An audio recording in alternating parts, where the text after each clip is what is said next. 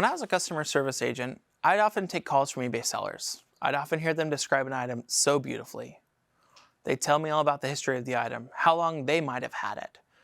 And then they'd say, hey, let's take a look at our open return, where they'd only have one photo of their item shown, maybe two. The item descriptions, not very well. The details, not panned out.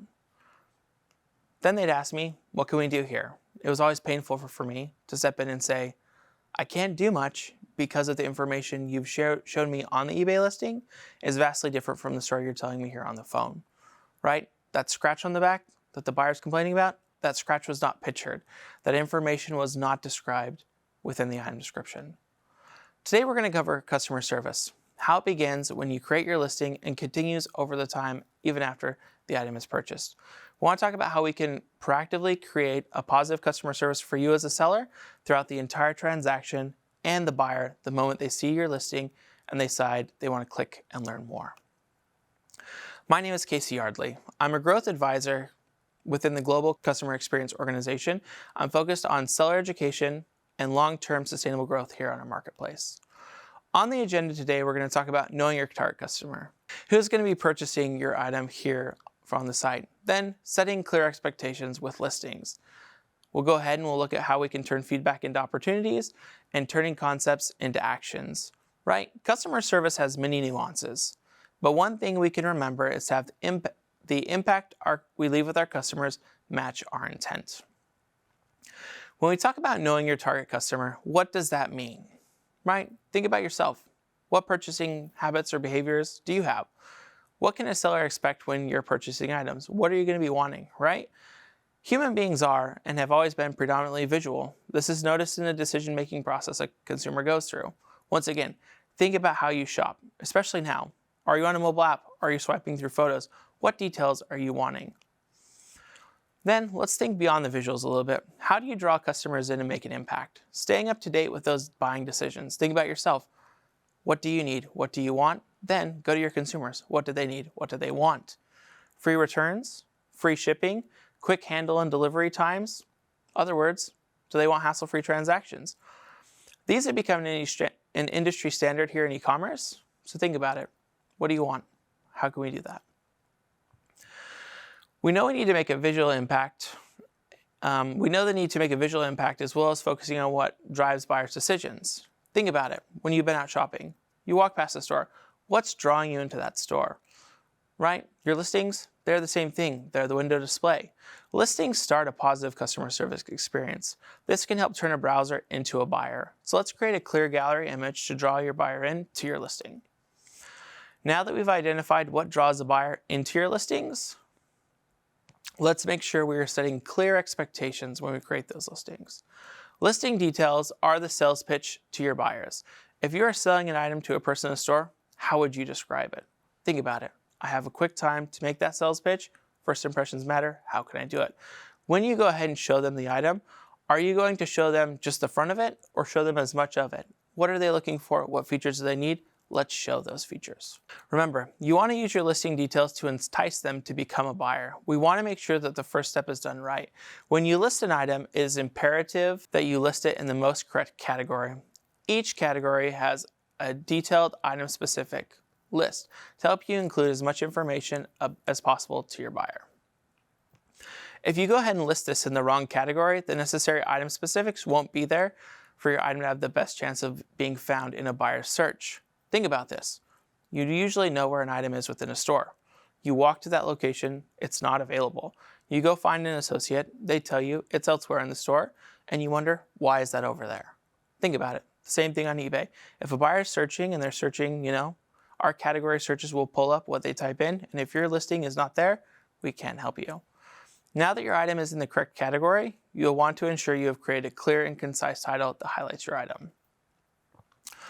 We allow up to 80 characters for your title. Be sure not to use all capital letters or emojis in your title, as it does not help you in your search rankings. With photos, this is your chance to highlight the item as well as detail any blemishes or flaws. This helps in setting clear expectations with the buyer for the item that they are purchasing from you. Great photos can make or break a sale. They can also help prevent possible claims for not as described when a buyer has that good representation of what they're buying up front. When coming up with a description of your item, try taking the approach of describing it as if the buyer couldn't see the photos, right? The more details down there typed in, the merrier. Then go ahead and set your handling times that you're able to meet. And use the time away feature if you're on vacation or away from your business. You have spent all this time making sure your listing is a window display to your store. Now we need to follow through on when we tell our buyer the item will be sent out. Setting these accurate handle times allows the buyer to have a reliable expectations of when they will be receiving the tracking information from their purchase and the item will be delivered to their home. Think about it. If you purchase an item, you want to know it's going to be there because one, either it's going to be impacting your business, your family, or other parts of your life that are so important to you. Do the same for your buyers. Then make sure when you're setting this up to do shipping options that make sense for you, but provide other options or services to your buyers. Think about it. Could I offer a free shipping? It's a little bit with a slower option. That's great. Some people might take it. Do I need to offer a paid expedited service? That might be a good option too. Knowing your target market is what we're going back to. Knowing them, using the best features that will entice them, these are great ideas on getting more sales. Remember, free shipping is an option that the majority of buyers are looking for, but if a buyer is needing an item sooner, you may want to really think about including that paid option as a thing. All right, let's talk about turning feedback into opportunities. Once a transaction is complete, customer service definitely continues. It doesn't end once the buyer pays. Feedback is one way to evaluate your impact with your buyers and that it matches your intent. We can have the best of intentions, but if our actions do not match, our intent falls short. Remember, as much as you appreciate positive feedback from buyers, they appreciate the same. Be sure to leave feedback. Neutral and negative feedback. This is an opportunity to have your impact really match, right? You can reach out to a buyer if they leave either one of those and communicate professionally. Think about it. Something went wrong during the transaction. What they're doing is they're asking for help. Sometimes the buyer doesn't realize they could message you beforehand and resolve it before leaving the feedback. But if they do leave feedback and say, item didn't arrive, item arrived damaged, go ahead, reach out to them via the messaging, and you'll definitely be able to see an opportunity to improve things. Oh, let's talk about offering resolutions. What we want to do here is use this as a way to think about, I have control of the board here, right? The buyer's asking for help. What can I do? So communicate professionally. Ask them, what happened? How can I be of service? How can we change the outcome for you? You may be able to just send them a coupon to say, hey, we've made it right. Here's for your next order. I'm sorry the shipping was slow. If the item arrived damaged, recommend that they open up a return. You could offer a partial refund. If they have to return it for a full refund, remember, you can always relist and resell here with us on eBay. Okay, let's talk about turning some concepts into actions. How can you leave an impact that matches your intent with a seller? Respond in a timely manner to buyers. Remember, when you're doing this too, tone cannot be read through words on screen. So assume the best when responding. Remember, don't type in all caps. They might think you're yelling at them. You definitely can work a lot of things out just by responding. Then let's talk about the issues and concerns. We want to resolve buyers' concerns. We want to make sure that they know that you care, right? A partial refund might be appropriate in the instance of an item being damaged but usable, but maybe a full refund. Think about that. Ask your buyer what you can do to resolve issues with the order. Don't be afraid to ask that question. What would you have me do? What's the desired outcome for you in this case? Because sometimes they might just say the same thing you're thinking, but they put the ball in your court and you're able to think through a strategy that best benefits you as well and resolves both of your issues. Also, when they're leaving feedback and we have to go through and review these things, even in messages, think about what do we need to do to reevaluate our listings, right? If they're opening a return saying there wasn't enough information for me to know that this was this and not really this, go back through, reevaluate your photos.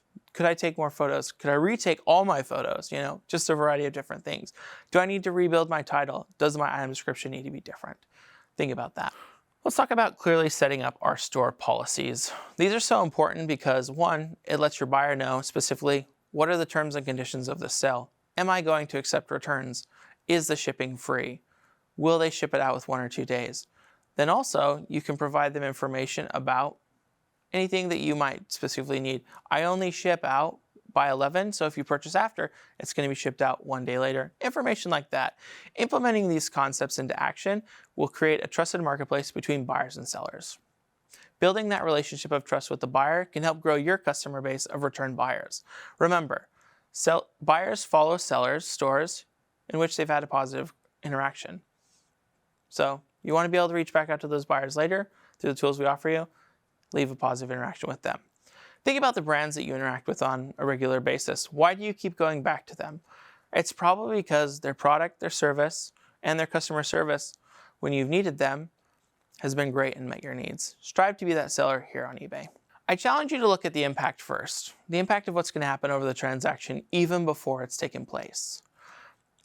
And then think about the end of the transaction. What's going to happen? Could there be any issues? How do I want to approach that? Longevity is dictated by impact. We can have the best of intentions when interacting with buyers, but if our actions do not match our intentions, they're not going to see that, right? Apply the suggestions we discussed today to create a memorable experience, a memorable impact, and exceptional customer service with your buyers. Today I want to talk about feedback and the feedback opportunity and specifically. We've mentioned a few things that can set you up for success as an eBay seller already. I want to highlight the topic of feedback because it's a make or break thing. It's a make it or break it thing here on eBay. As sellers, we take pride in our feedback score. It says a lot about who we are and informs buyers that they can trust a transaction with you will be a smooth one. Let's talk about your feedback score. Most all of us understand that there are negative, neutral, and positive feedbacks, right? They outline the experience that the buyer had with you.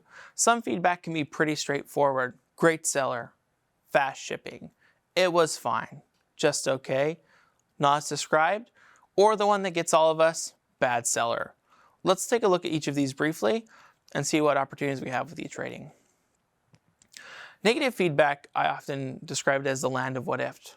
So many sellers will call in and say, hey, based off of messaging, based off of communications with the buyer, they're going to leave me negative feedback.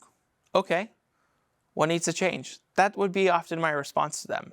Probably if you were calling in and talking to me, you wouldn't have liked that. However, you have the opportunity to step in and make things right from this point. If a buyer were to say, I've received the wrong item, I messaged the seller twice and they did not respond about the wrong product received, there's 2 steps here that you could take to change things. 1, they've received the wrong item. Can you go back and check your inventory? Was the right item sent out? 2nd, there's a communication block here. We need to go ahead and take a look at that and change our practices going forward. I also kind of want to talk about out of stock, order canceled with credit given.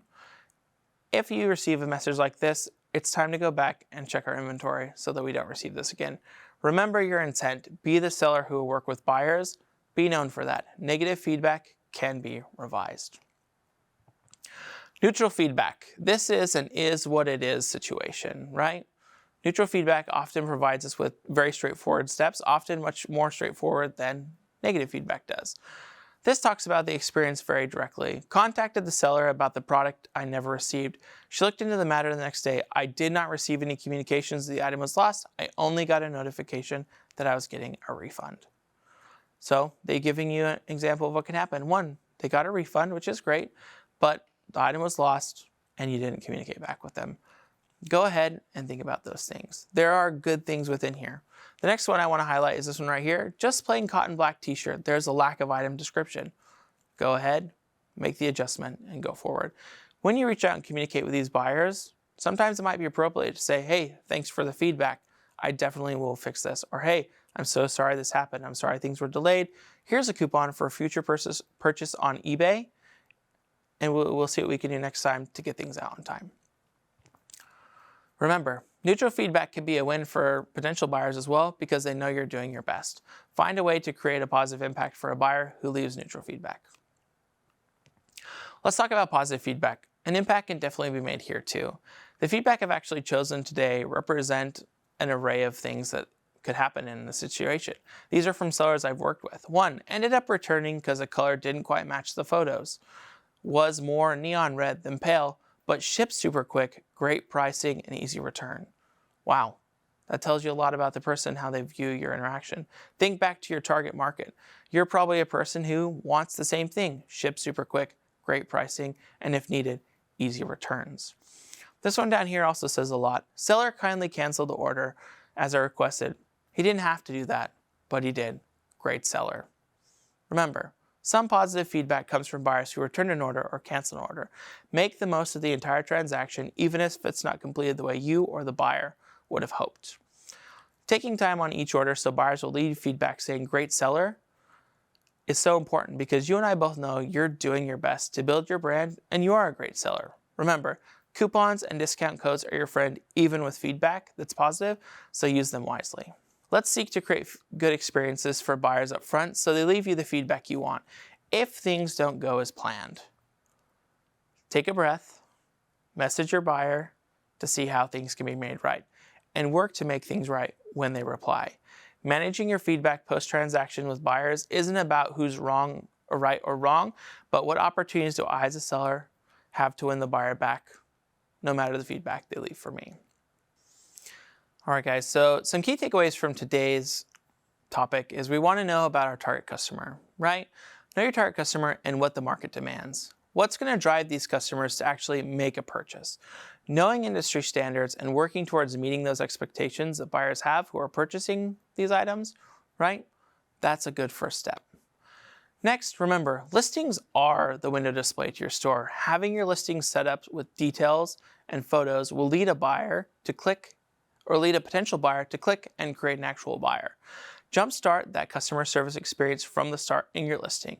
Don't just think about the buyer's experience, think about yourself. And once again, set up future you for success in all stages of the selling experience.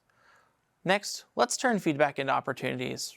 Not every sale is going to go according to plan, and that's okay. It's what we do with the issues that happen that matter as well.